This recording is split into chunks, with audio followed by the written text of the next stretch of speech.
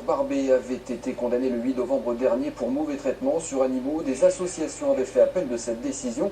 Elles réclamaient une interdiction définitive d'exercer pour ces deux éleveuses, mais la Cour d'appel de Chambéry en a décidé autrement. Claudine Yongui-Bernard et Frédéric Pasquet.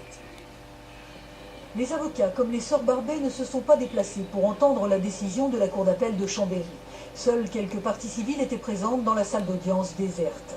Voilà plus d'un an maintenant que plusieurs refuges de la région ont recueilli les dogs du Tibet rescapés de ce qu'ils ont appelé le chenil de la honte. Des chiens blessés physiquement et psychologiquement qu'il a fallu réapprivoiser et qui restent toujours très difficiles à placer. Les amis des bêtes sont venus sans conviction mais espéraient encore que la justice prendrait en considération les sévices infligés à ces animaux en interdisant définitivement aux sœurs Barbet de pratiquer l'élevage de chiens. Leur demande a été rejetée.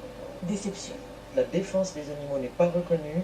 Quand on sait ce qui s'est passé dans cet élevage, parce que ça en est un, je trouve lamentable que la justice n'ait pas reconnu les souffrances qui ont été infligées à ces animaux.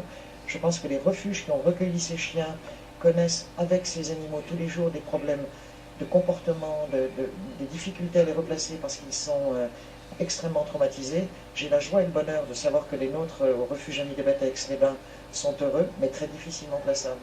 Mais on va continuer à se battre.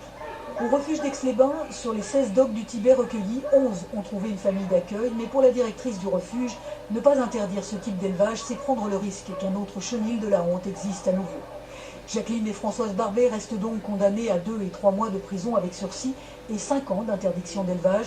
Quant aux multiples amendes réclamées en dommages et intérêts, pour les parties civiles, il n'y a aucun doute, elles ne seront jamais payées.